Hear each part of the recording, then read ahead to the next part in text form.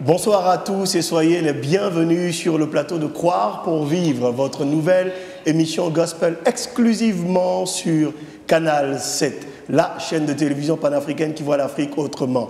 Ici, nous croyons en une devise, nous disons « Faisons tout ce qui nous est possible et Dieu fera l'impossible dans votre vie et dans ma vie ». Pendant longtemps, nous l'avons attendue. Pendant longtemps, nous avons espéré qu'elle vienne nous rendre visite sur le plateau de Croire pour vivre. Pendant longtemps, nous avons soupiré après un emploi du temps très chargé, après une grande tournée à travers l'Afrique pour son nouvel album. Elle est enfin parmi nous. Vous allez découvrir qui est cette invitée de marque, cette invitée de privilège. Mais aujourd'hui est un jour spécial. Nous allons parler des défis que rencontrent les nouveaux mariés. Oui, on va savoir un peu comment est-ce que ça se passe lorsque on rentre dans le mariage, généralement les premières désillusions, les premières déceptions, les premiers coups de gueule, mais aussi la fusion en termes de couple qui est un mystère. Et donc, je ne tarderai plus, nous allons donc passer à cet invité ô combien important. C'est quelqu'un qui se distingue dans le paysage gospel au Gabon. Je ne la considère pas comme étant une artiste seulement, mais comme étant un ministre de Dieu dans le domaine de la louange et l'adoration. C'est une femme de distinction. C'est une servante de Dieu qui a une voix hors pair. Ce n'est pas juste une chantre ou une chanteuse, c'est une adorateur, j'aime le dire, parce qu'elle adore avec son cœur. Et avant que de nous, n'est-ce pas, entraîner, de nous conduire dans un temps de louange ou d'adoration, selon que ça lui convienne, nous allons prendre le temps de parler un tout petit peu d'elle. C'est Bénédicte Wora. Bénédicte Wora, bonsoir. Bonsoir, Hugues. Comment vas-tu, ma sista? Je vais très bien. Tu es bénie éternellement. Amen. Tu es bénie définitivement. Amen. Personne ne peut te maudire. Amen. Si quelqu'un veut te maudire, il est obligé d'ajouter un i à ton prénom et ça va faire Bénédicti. Amen. Et comme tu n'es pas Bénédicti, quand il va dire je maudis Bénédicti, c'est donc pas toi.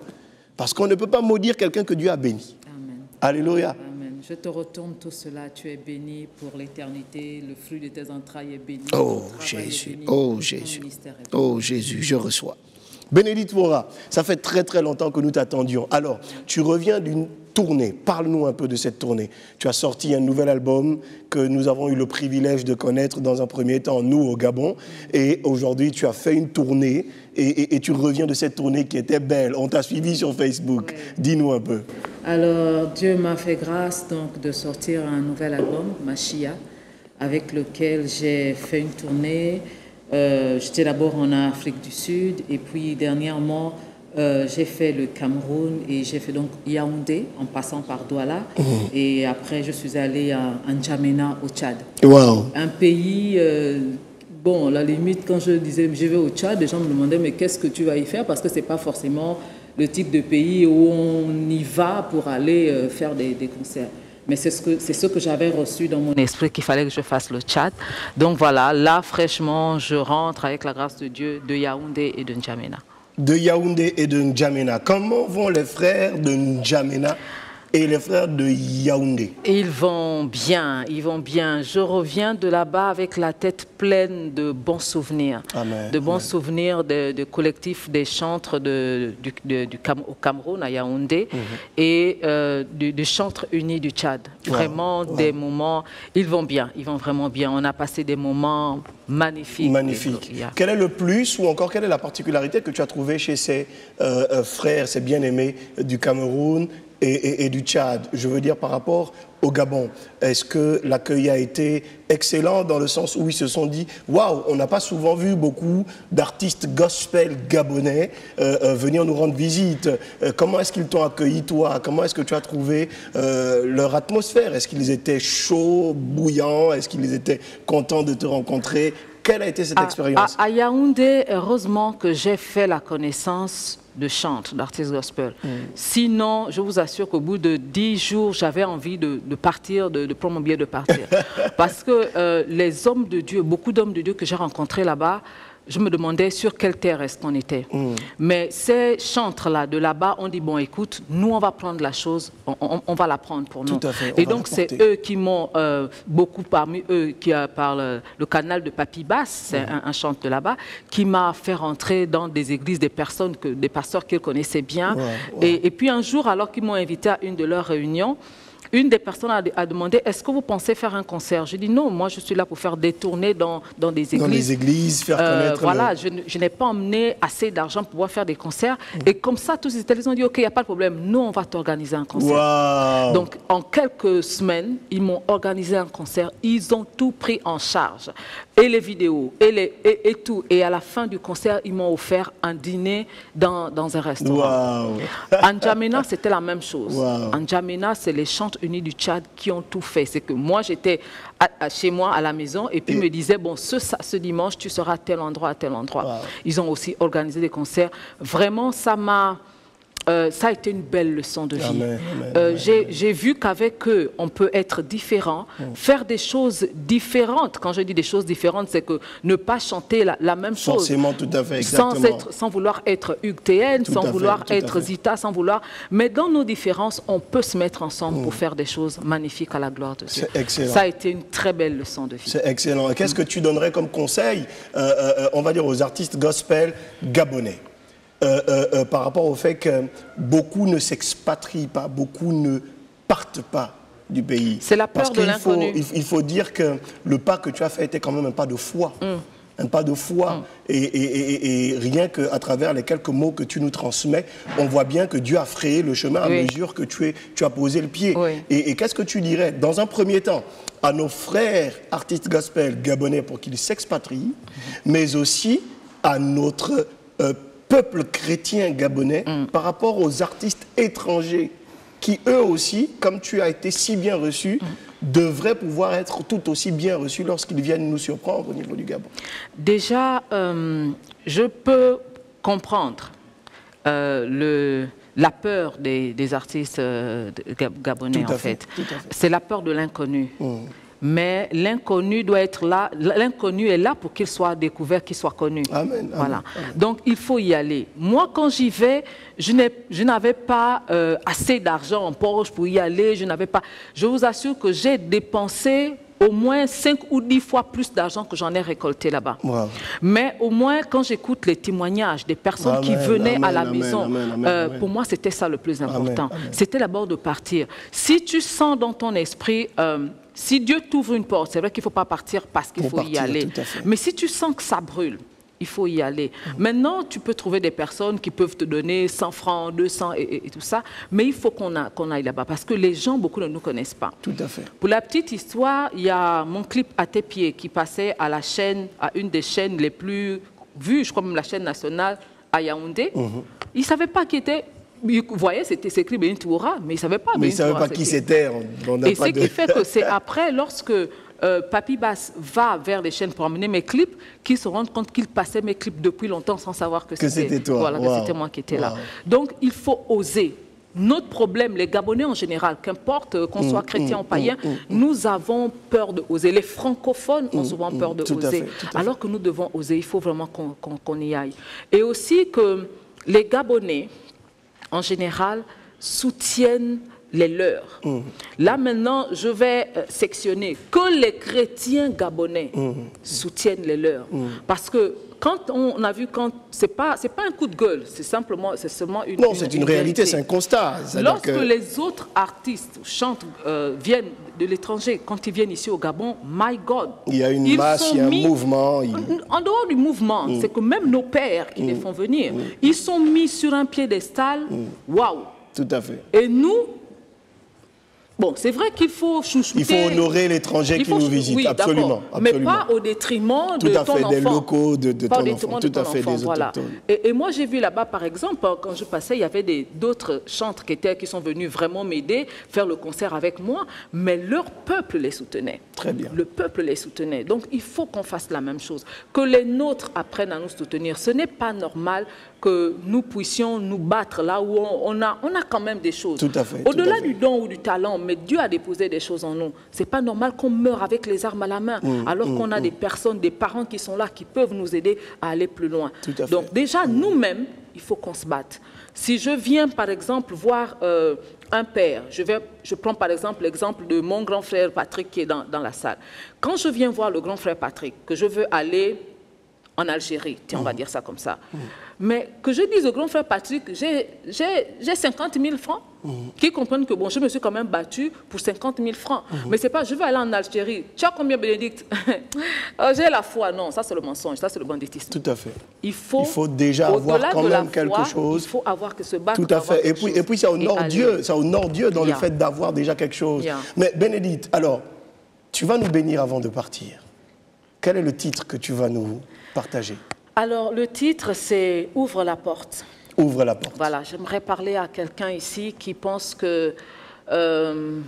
souvent, on a l'impression que lorsque tout va mal, peut-être que la solution nous viendra du dehors. La solution ne viendra jamais du dehors. La solution est en Christ Jésus. Alléluia. Et à un moment donné, il faut simplement que tu ouvres la porte parce que assurément il va agir. Il est là, il veut agir, mais lui c'est pas un violeur comme je dis, il n'est pas comme l'autre. Lui il vient, c'est un gentleman, il cogne.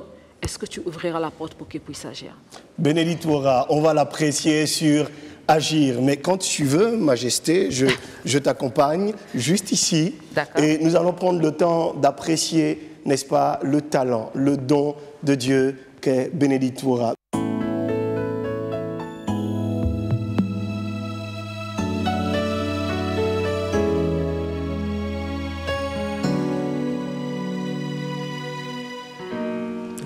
S'obscurcit, le désespoir t'envahit, ta vie passe comme une ombre au gré des caprices de ce monde.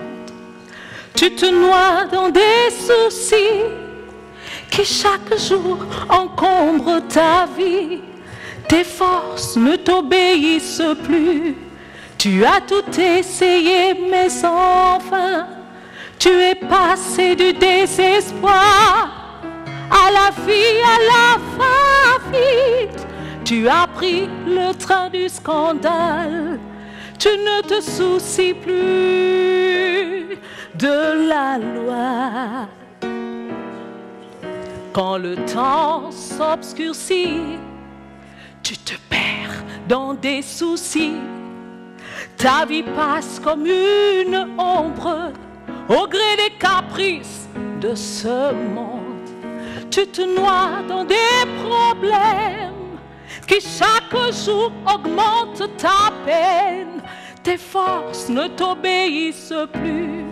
Tu penses avoir tout essayé et tu es passé du désespoir à la vie, à la va-vite. Tu as pris le train du scandale. Tu ne te soucies plus de la loi. Tu as bradé tous les commandements. Ton orgueil est plus fort que la crainte d'un lendemain certain du jugement divin.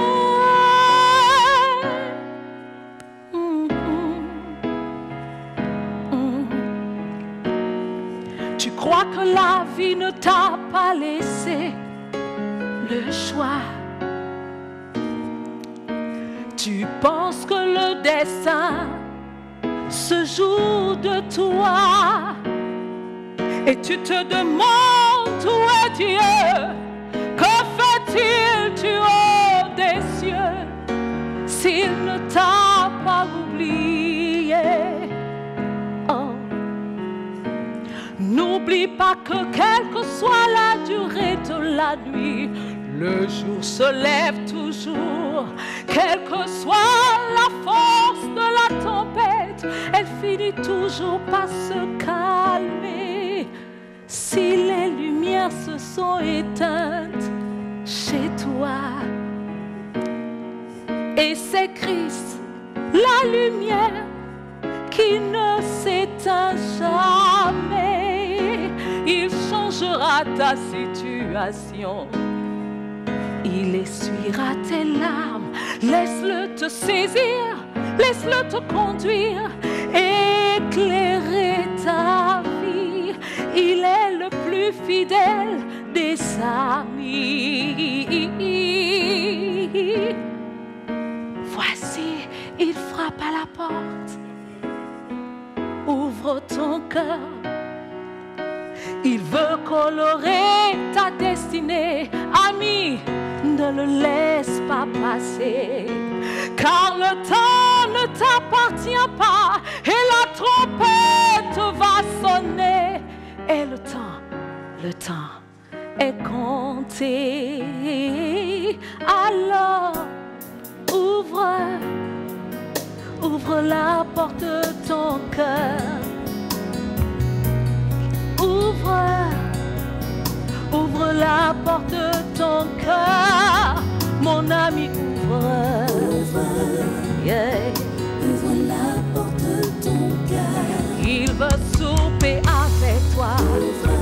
Ouvre la porte. Ouvre la porte de ton cœur. Il veut te donner un nouvel espoir.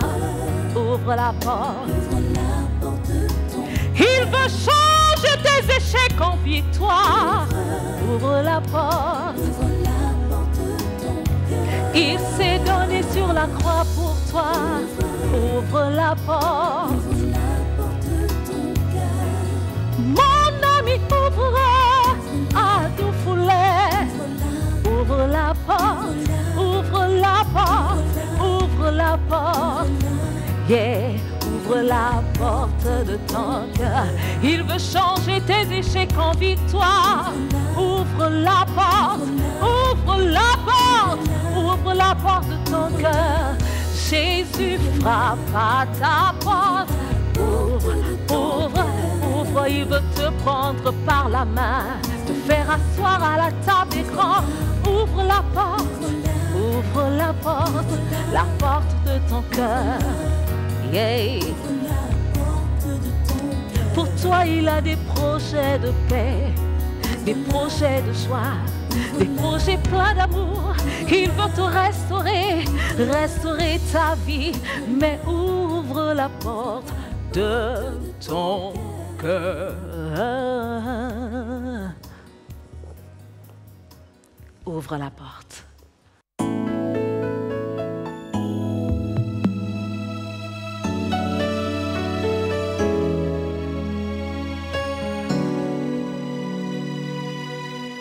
Nous étions donc avec Bénédicte Vora qui nous a bénis, n'est-ce pas, d'un temps particulier. Aujourd'hui, comme je vous le disais tantôt, nous allons parler d'un thème ô combien important. Nous allons parler des défis que rencontrent les nouveaux mariés. Eh oui!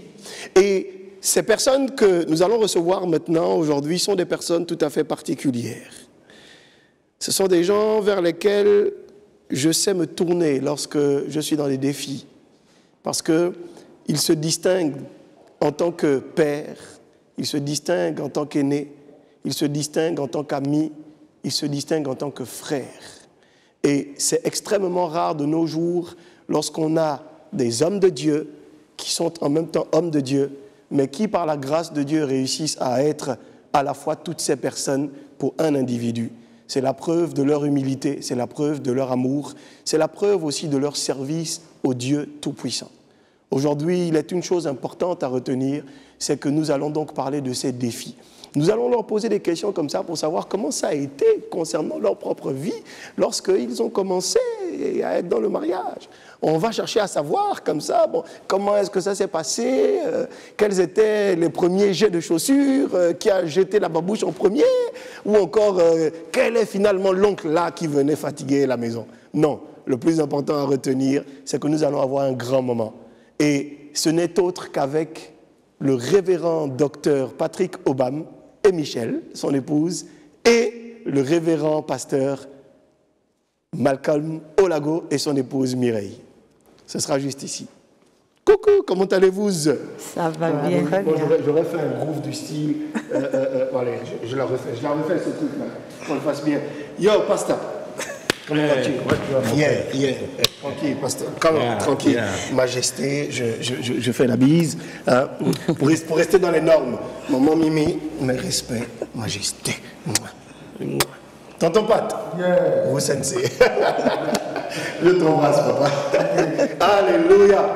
Alors, c'est vraiment un privilège pour moi, cher invité, que de vous recevoir. Ça fait extrêmement longtemps, n'est-ce pas, pasteur Olago, qu'on en parle de cette venue sur le plateau de Croire pour vivre. Et il était temps, hautement temps, que nous soyons avec vous. Mais avant que de démarrer, n'est-ce pas, notre entretien, regardons cette vidéo qui va nous permettre de nous lancer dans le débat du jour.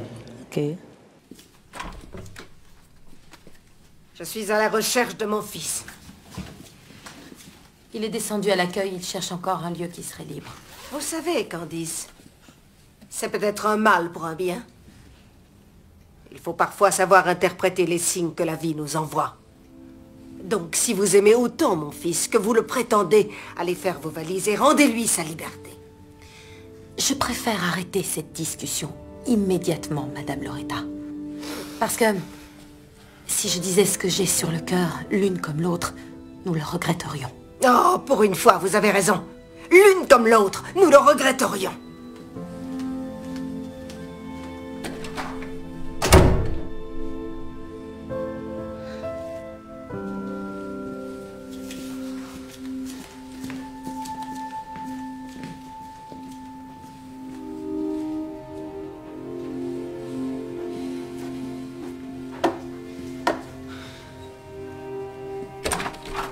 C'était quoi ça? Comment oses-tu parler à ma fiancée sur ce ton? Non, mais à qui tu crois t'adresser, Michael Hanover? Je sais pas, justement. Tu as beau ressembler à ma mère, une femme que j'aime et que j'admire plus que n'importe qui d'autre, là je ne te reconnais plus du tout. Parce que cette personne vindicative et méchante que tu es en cet instant précis, ce n'est pas la femme qui m'a élevé. Tu sais ce que tu vas faire maintenant? Tu vas retourner dans cette chambre et faire des excuses à Candice. Tu sais pertinemment que jamais je n'irai m'excuser. Très bien. Mais que ce soit bien clair, tu n'es plus convié à notre mariage. J'aime cette femme. Et je compte bien l'épouser, que tu le veuilles ou non.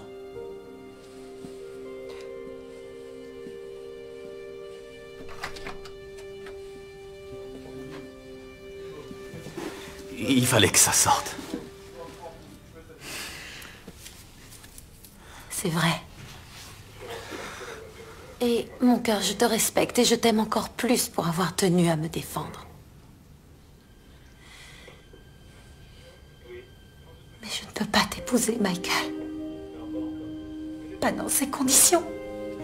On n'entame pas une vie de couple sur des bases aussi mauvaises. Où veux-tu en venir? Il faut que tu retournes à côté présenter des excuses à ta mère. Maintenant. Jamais de la vie. C'est elle qui devrait te présenter des excuses. Pourquoi tu la défends? Parce que je suis maman, Michael. Et que j'aime mon fils plus que tout au monde. Et que je ne peux pas imaginer tout le chagrin que j'éprouverais si Duke m'annonçait que je n'étais plus conviée à son mariage. Peut-être qu'elle ne m'aimera jamais. Peut-être qu'elle s'obstinera à penser que je ne suis pas assez bien pour son fils. Mais toutes les mères disent ça. Oui, elle a ses défauts, Michael, c'est vrai, mais c'est aussi la raison pour laquelle tu es devenu la personne que tu es. Et l'homme que j'adore, celui que j'aime de tout mon cœur. N'empêche qu'elle devrait te présenter des excuses. Elle ne le fera pas, Michael. C'est une femme fière, tu le sais bien. Autrement dit, c'est à toi de lui présenter des excuses et de lui dire que... Je vous demande pardon. Je suis allée trop loin.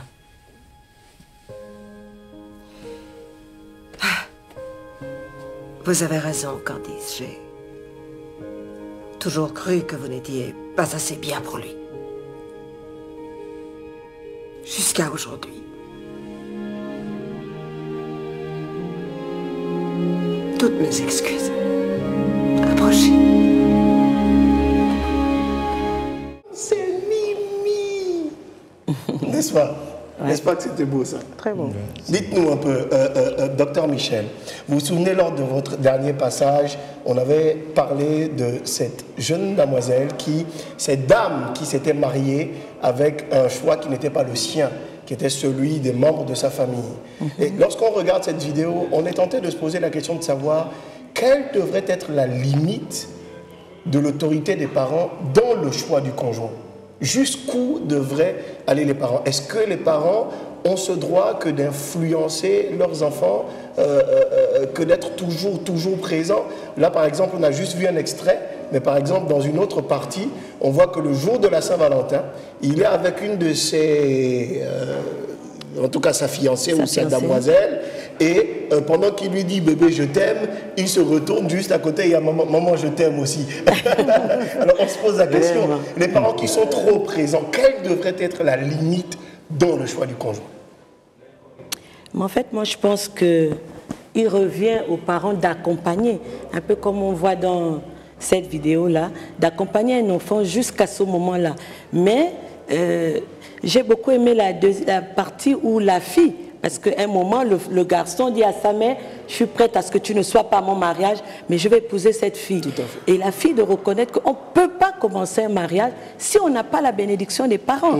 Parce que même si ils ne sont pas forcément d'accord avec ton choix, mais ils ont un regard parce que ce sont eux qui t'ont accompagné. Et c'est un privilège pour un parent d'accompagner son enfant le jour de son mariage.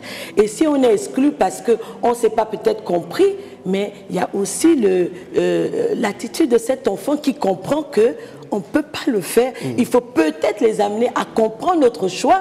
Et puis à ce moment-là, même s'ils ne sont pas forcément d'accord avec, mais de nous accompagner, au moins qu'ils soient présents ce jour, qui est un jour particulier, non seulement pour l'enfant qui se marie, mais aussi pour le parent qui a amené cet enfant jusqu'à ce jour. Tout à fait. Donc moi je crois que les parents doivent accompagner, et c'est aussi aux enfants de comprendre que ce n'est pas tellement pour influencer, mais pour participer à ce moment. Et si jamais le choix de l'enfant n'est pas forcément celui du parent, mais n'empêche que les parents ont tout leur... Enfin, ont le droit d'être là. Et vraiment de participer à ce moment auquel ils ont aussi contribué d'une certaine manière. Absolument. Donc il ne faut pas priver un parent de ce moment-là.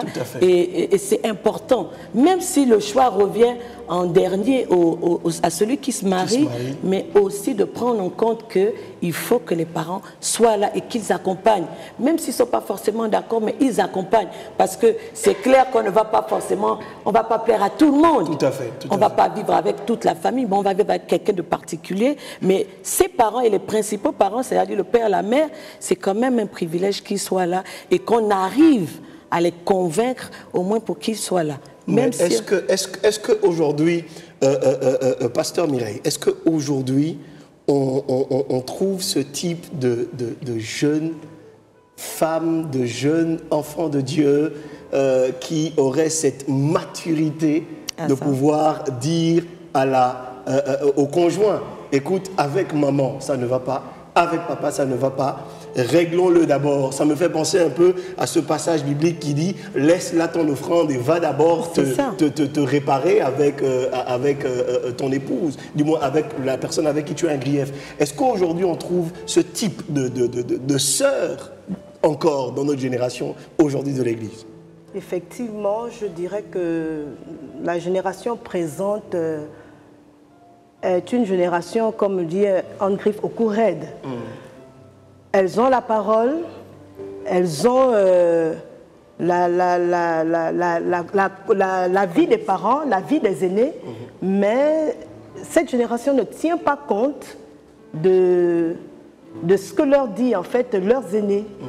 Ils font selon leur cœur, ils font selon leurs pensées, et ils posent des actes après qu'ils les rattrapent. Tout à fait. C'est vrai, on en compte quelques-uns qui peuvent se retracter, prendre la meilleure décision. Mais la plupart des jeunes aujourd'hui, lorsqu'on leur parle, lorsqu'on les fait asseoir, c'est des personnes, en fait, lorsqu'ils ont... cette génération a une idée arrêtée, alors elle fonce. On fonce. Et en ce moment-là, le parent se retire et se dit, le temps nous en donnera raison. Le temps nous en donnera raison. Alors, j'aimerais poser la question comme ça, rentrons dans le vif du sujet, parce qu'il était question naturellement des défis que rencontrent les nouveaux mariés. Comment ça a été pour vous, docteur Patrick Obam et pasteur Olago, comment ça a été le retour de la lune de miel? Comment ça a été les premiers moments, enfin, à la maison, chez nous, toi et moi et toi? Comment ça a été? Est-ce que c'était mielleux? Enfin, comment ça a été le partage de l'armoire? Comment ça a été?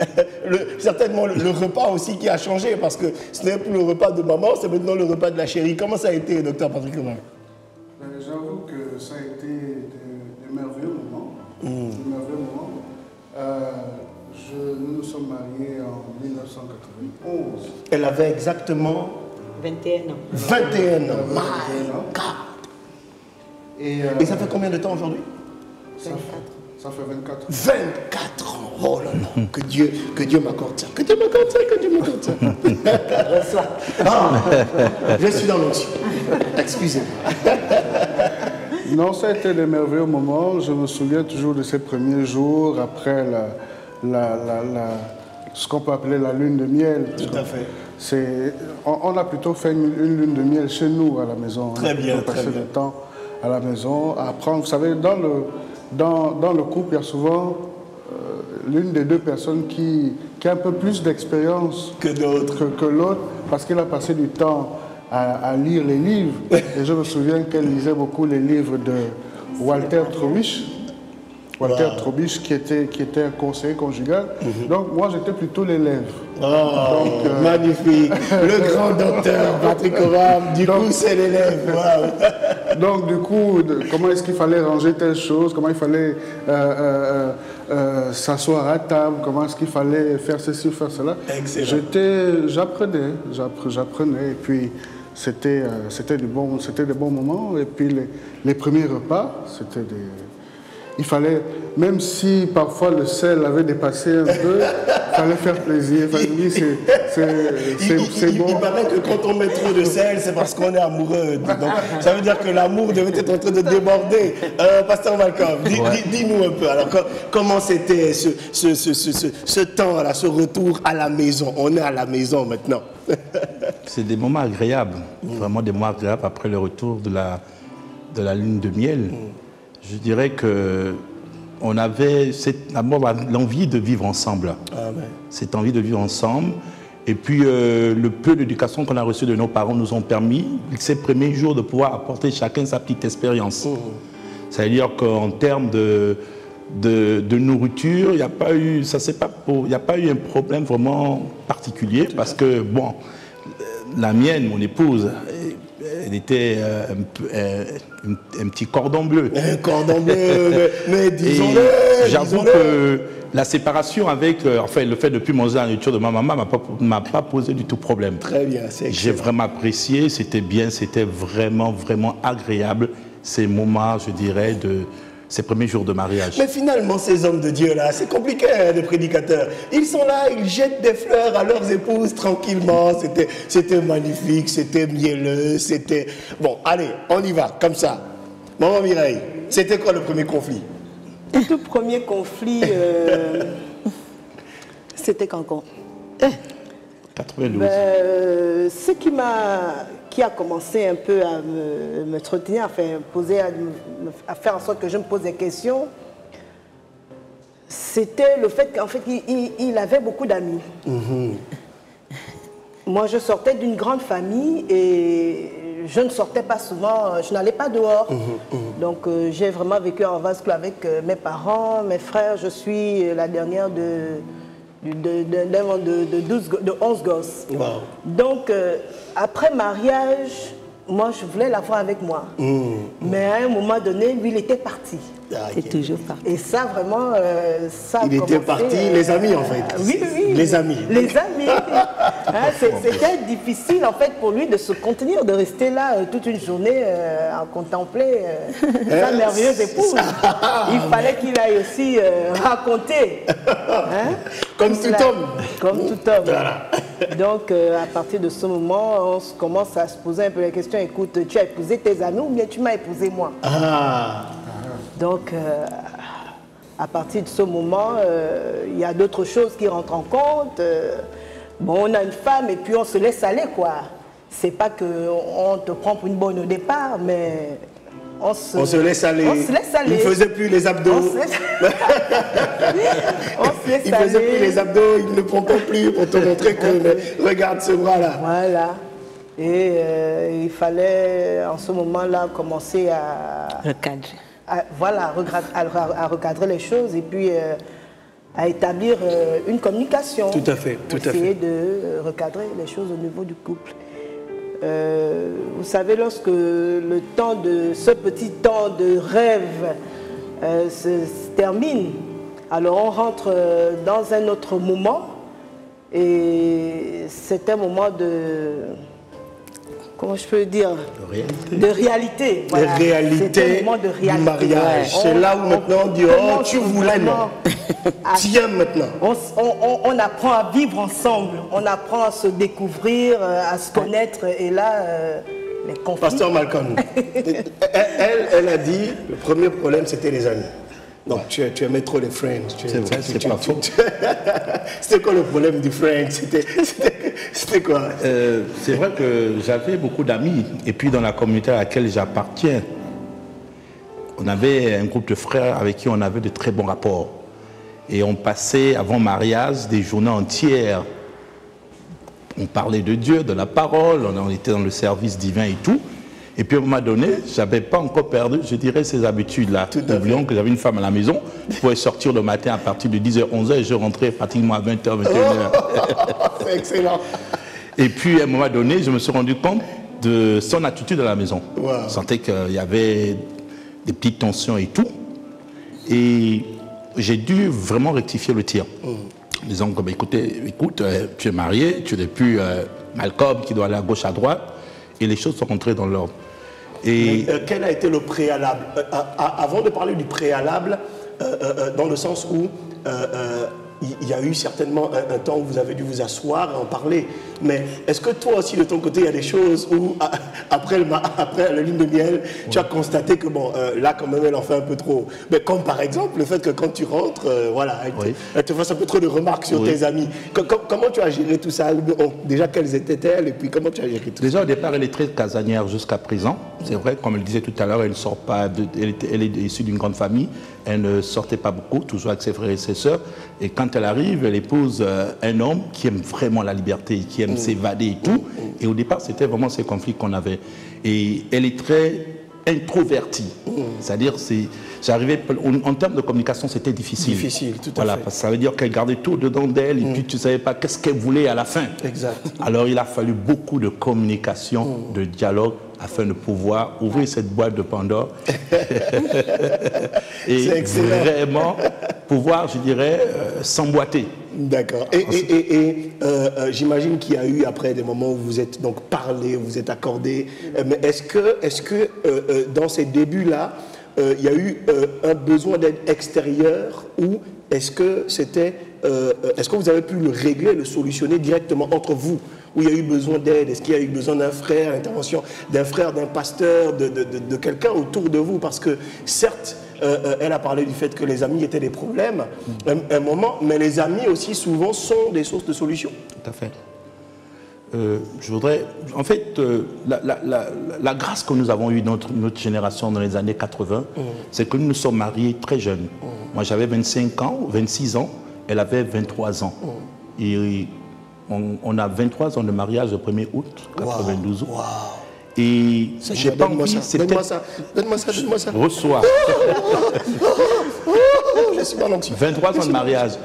C'est vraiment attends, excuse-moi, attends, il y a quelqu'un qui nous regarde là-bas, lui aussi qui veut recevoir. Attendez, reçois. Recevez.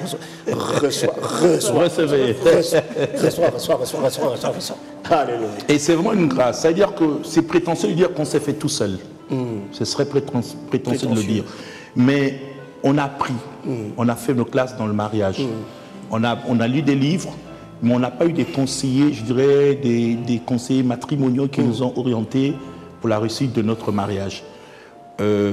cette génération, entre nous, il y avait de l'entraide. Tout à fait. On discutait avec des frères, des amis, en l'occurrence des amis qu'elle a cités, parce que tous étaient mariés, et tout ce qu'on pouvait vivre au sein de nos couples, on en parlait. Très bien. Sur tous les domaines. Hein. Très bien. Il n'y avait pas de tabou. Très bien. C'est comme ça qu'on a pu se construire soi-même au niveau du couple.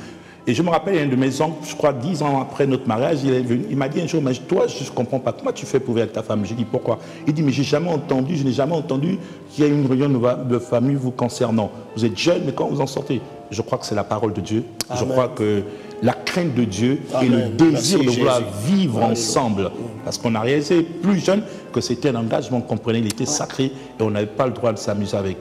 Et c'est certainement qui nous a permis de pouvoir être là où nous sommes. Alléluia, la parole de Dieu. Docteur Patrick Obam, la parole de Dieu au centre. Ça, c'est très beau, ça. C'est quelque chose qui semble manquer finalement dans les jeunes couples aujourd'hui. C'est le fait de savoir qu'on se marie, quoi qu'on soit enfant de Dieu, quoi qu'on soit chrétien quelque part, on dirait qu'on se marie un peu pour le fun. On dirait qu'on se marie un peu pour les potes, pour tout le monde. Mais c'est comme si on perd de vue la notion mission, la notion parole de Dieu.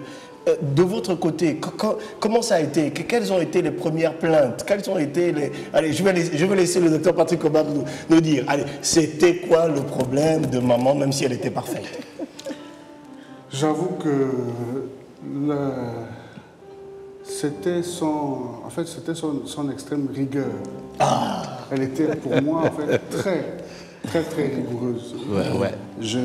Ce n'est pas une mauvaise chose. Absolument pas. Absolument pas. Mais vous savez, quand vous venez de deux cultures différentes, de deux maisons différentes, de deux familles différentes, de deux éducations différentes, il y a toujours soit quelqu'un a un avantage sur l'autre parce qu'il y a telle chose qui ont été apprises, il y a telle autre.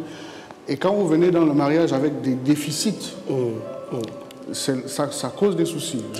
J'encourage les gens, lorsqu'il faut se marier, ce n'est pas, comme tu le disais tout à l'heure, ce n'est pas le fun. On ne se marie pas pour le fun, on ne se marie pas parce qu'il faut avoir des relations sexuelles, on ne se marie pas parce qu'il faut augmenter le nombre de parts à la CNSS, on ne se marie pas parce qu'on va avoir des responsabilités dans la société. Non, pour se marier, c'est Dieu qui a institué le mariage. Et le meilleur moyen pour pouvoir entrer dans le mariage, c'est de prendre le mode d'emploi du gars qui a créé le mariage. Alléluia, j'aime ça, j'aime ça. Le gars qui a créé le mariage, c'est Dieu. Et puis, il faut prendre... Il y a un mode d'emploi qu'il a mis à disposition de chacun d'entre nous, c'est la Bible. C'est la Bible. Et il faut essayer de se battre pour si on veut un mariage réussi, il faut respecter et marcher selon ce qui est écrit dans... Alors, docteur, est-ce qu'elle t'a rendu plus discipliné? Ou c'est toi qui as discipliné l'affaire? Parce qu'il faut nous dire aussi, est-ce que tu t'es dit, bon, ma femme, vraiment, elle est très disciplinée. Dans ce domaine, c'est elle qui m'a rendu très discipliné. Plus discipliné. Je ne vais pas dire très, parce que j'avoue que je ne suis pas très discipliné. Dis, libère le Congo, ça. Libère-nous, maman. Dis-nous tout. Non, je dis un peu plus discipliné parce qu'il y a des choses, comme je lui dis, que 24 ans pratiquement après, on revient sur les mêmes choses, ça dit que bon, on n'a pas pu régler ça. Mais il faut dire, en fait, je vais quand même préciser que au début, c'est quelque chose qui m'a un peu gênée parce que Mireille, elle venait d'une famille elle est la dernière. Moi, je ne suis pas la dernière, mais je suis dans une famille où on était au moins 15 à la maison. Wow. Donc, c'était des gens avec qui, le soir, comme ça, on bavarde de tout et de rien. Et j'étais habituée à ça, en fait, à parler, à raconter. Et puis, tu arrives et tu as quelqu'un, vous êtes maintenant qu'à deux. Et puis, il n'a rien à dire. Voilà. Il ne parle pas. Très introverti. Donc, c'était pour moi un problème, quoi. Je ne vais pas m'en sortir ici. J'ai laissé une famille où on était nombreux. C'était l'ambiance à la maison. Parce que quand on arrivait chez nous, on disait, ah, quand tu vas chez les Méviens. Et puis là, je dis, mon Dieu, je ne vais pas m'en sortir. Il ne parlait pas. Tu poses une question, tu sens qu'il répond juste pour ne pas que tu continues, quoi. Tu fais la conversation. Oui. C'est super. Je dis, mais oui, non, mais on ne va pas pouvoir parler. Il dit, non, j'ai rien à dire. Je dis, ben, on fait comment si tu n'as rien à dire? Wow. Donc, c'était vraiment sur ça au début. Il a fallu se battre pour pouvoir vraiment créer au moins le dialogue parce qu'il était vraiment introverti. Moi, j'avoue que quand on me voyait dans ma famille, je paraissais comme ça. Mais quand je suis arrivée là et que je l'ai trouvé comme ça, je me suis dit, on fait comment pour vivre à deux? Donc il fallait que quelqu'un commence à parler pour tirer l'autre. Et donc j'ai dû jouer ce rôle-là, il fallait que je le tire. Et donc comme lui, il était très carré scientifique, tu vois, lui c'est oui, c'est non. Et puis quand il a dit ça, il ne veut pas continuer. Donc il fallait l'amener, c'est-à-dire je posais une question et puis il disait, est-ce que tu as fait ça? Oui. Je dis, mais non, tu dois reprendre, parce qu'à l'école, on nous a appris que tu reprends la question pour répondre. Effectivement. Donc, en fait, à la question, est-ce que j'ai fait ci? Oui, j'ai fait comme... Alors, donc, il fallait jouer ce rôle-là. Parce qu'au début, ça le gênait, mais j'ai dit, mais non, en fait, moi, mon but, c'était de l'amener à parler. Et donc, il allait prendre l'habitude de faire la phrase, ça l'oblige quand même à parler un peu plus. Et puis, tout ça, chers auditeurs, ce sont des techniques. Ça sont des techniques. Mais ça marchait parce que des fois, j'ai l'impression qu'il parle plus que moi aujourd'hui. Ah, ben voilà, 24 ans plus tard, aujourd'hui, il parle. Alors, juste une question avant le clip qu'on va apprécier maintenant. La question, c'est de savoir, dites-moi, est-ce que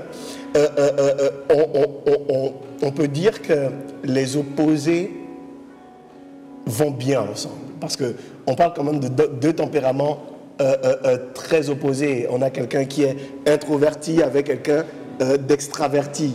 Est-ce que deux extravertis ou deux introvertis, vous êtes des pasteurs, vous avez géré beaucoup de monde, vous accompagnez beaucoup de monde dans vos églises, comment on fait pour gérer des personnes des couples qui ont le même tempérament? Mais on va en parler juste après.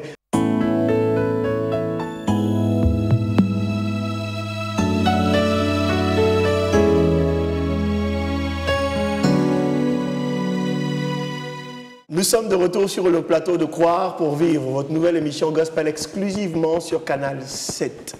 N'oubliez pas que dans la semaine, devant tous les défis que vous rencontrerez, la chose que vous devez faire, c'est de faire tout votre possible.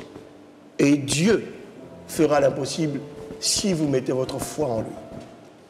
La question de la semaine est la suivante. Je pense que la régie est prête pour l'annoncer. C'est de savoir à quel âge Michelle Obama s'est-elle mariée? À 31 ans ou à 21 ans? Répondez-nous par SMS et vous recevrez comme lot un ticket de réduction qui vous donne droit à des réductions chez nos partenaires et nos sponsors.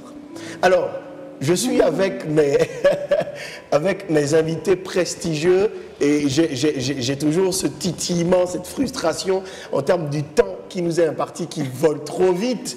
On a déjà fait 52 minutes, waouh! Mais on était sur les tempéraments. Un mot sur les tempéraments pour savoir est-ce que finalement les tempéraments opposés se valent. Pasteur Malcolm, est-ce qu'ils vont bien ensemble ou est-ce que deux tempéraments similaires, donc introverti, ça ne causerait pas plus de problèmes?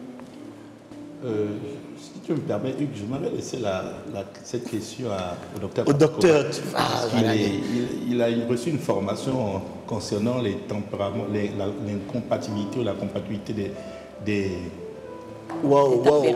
tempéraments. Il sera... Alors, je le renvoie chez toi, mais avant de le renvoyer chez toi, docteur Patrick Obama, très honnêtement, j'aimerais tirer vraiment mon chapeau et ma révérence pour ta grande humilité. Ça, très honnêtement, le fait de reconnaître que tu as ton frère, serviteur de Dieu à côté, qui est plus équipé, je pense que c'est des modèles dont on a besoin dans l'Église, parce qu'aujourd'hui, c'est facile, parce qu'on est, entre guillemets, pasteur, de devoir répondre à tout, mais cette humilité-là te grandit, homme de Dieu, vraiment que Dieu te bénisse. Alléluia. Amen. Docteur Patrick Obama. Alors, concernant les tempéraments, déjà, il faut retourner au commencement. Quand vous voyez la première réunion qui a été célébrée par Dieu lui-même, c'est deux personnes qui se sont complétées. En fait, ce qu'il n'y avait pas chez l'un se trouvait chez l'autre. Quand vous regardez la nature, quand vous faites des expériences scientifiques, vous vous rendez compte que deux éléments de même nature régulièrement se répulsent. Tout à fait, tout à fait. Mais deux éléments de même nature, quand vous prenez l'aimant c'est de nature opposée, ça s'emboîte. Ça s'emboîte. Quand on regarde, nous suivons régulièrement beaucoup de couples, et quand on regarde les couples, quand vous voyez l'attirance de certaines personnes, je prends un exemple, je vais dire bête entre guillemets, généralement on a remarqué que les gens de taille courte aiment ceux qui sont grands. Et que ceux qui sont grands, ils aiment bien le côté où je contrôle. Voilà. Ceux qui sont viens ici ma petite femme.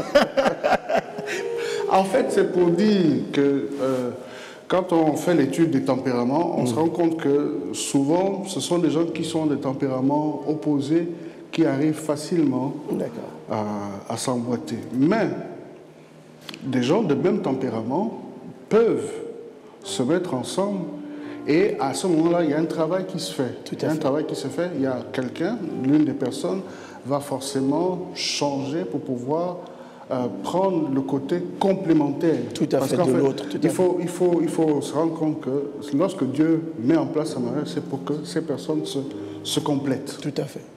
Et lorsqu'on parle de complémentarité, ça veut dire qu'il y a un aspect chez l'un qui ne se trouve pas chez l'autre. Donc c'est un peu pour résumer, en gros, la question des tempéraments.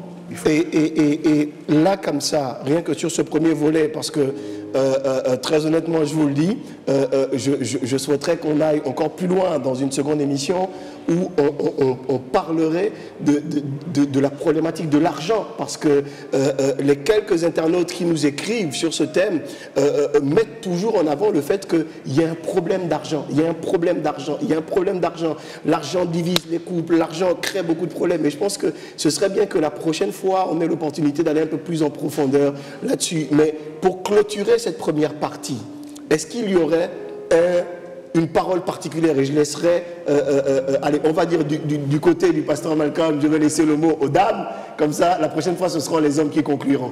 Est-ce que pasteur Mireille, quel conseil donnerais-tu pour clôturer aux nouveaux mariés, aux nouveaux couples, ceux qui vivent pour la première fois ensemble, en une minute? Alors, je dirais à tous les nouveaux couples que c'est vrai que deux personnes, lorsqu'elles s'engagent dans les liens du mariage, c'est pour atteindre un idéal. Et pour cela, ils auront à s'emboîter. Mais malgré le fait qu'ils s'emboîtent, il y aura toujours des temps on appelle ça des temps de crise. Des temps de crise. Des temps de crise. Et ces temps de crise ne sont pas souvent néfastes. Tout à fait. Ces temps de crise peuvent apporter plus de complicité, tout à fait, plus d'unité pour renforcer leur amour. Alors, à tous ces jeunes, à tous ces hommes, à toutes ces femmes qui sont déjà liés dans le mariage, par le lien du mariage, je leur donnerai un conseil, c'est qu'il faudrait que l'un ou l'autre puisse faire part de beaucoup d'humilité.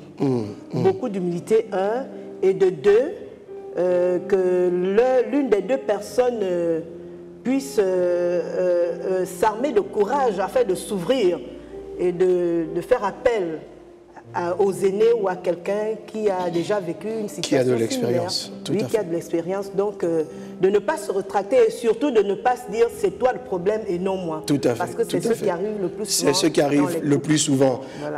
Nous allons clôturer. Vous me permettez, je sais que j'ai eu l'opportunité de recevoir déjà le docteur Patrick Obam et son épouse. Et c'est la première fois que nous recevons le couple Olago. Alors, je vais demander au pasteur Olago pendant une minute de dire une prière en direction des jeunes mariés dans le cadre de leur défi. En une minute, et ce sera notre mot de clôture. Cette caméra, elle est juste pour vous. Seigneur, nous te bénissons pour tous ceux qui se sont engagés dans les liens du mariage. Ma prière pour eux, c'est que tu puisses ouvrir les yeux de ces derniers afin qu'ils comprennent que le mariage est une institution qui vient de toi et que tu les as appelés à vivre heureux. Seigneur, le bonheur est de toi. Au-delà des crises qu'ils traversent, tu es celui qui les accompagne à bon port. Que leur vie soit remplie d'humilité, que leur vie soit remplie de courage, que leur vie soit remplie de communication, de dialogue, afin qu'ils puissent arriver, Seigneur, à s'emboîter, Seigneur, dans ce lien dans ce projet dans lequel ils se sont engagés pour le meilleur et pour le meilleur. Je bénis chaque couple en difficulté, chaque couple qui vit dans les moments de crise, ce qu'ils réalisent que ces moments de crise ne soient pas pour eux une fatalité, mais que ça soit un moment où ils peuvent arriver à s'entendre, à s'emboîter, afin que seul ce qui en sortira, Seigneur, de ces moments de crise soit la bénédiction, la force, Seigneur, et la joie. Je les bénis en ton nom, que ta bonne main de Père soit sur eux, afin que tu les couvres au nom de Jésus. Amen. Amen. À la semaine prochaine sur le plateau de Croire pour vivre. Faisons tout ce qui nous est possible et Dieu fera l'impossible.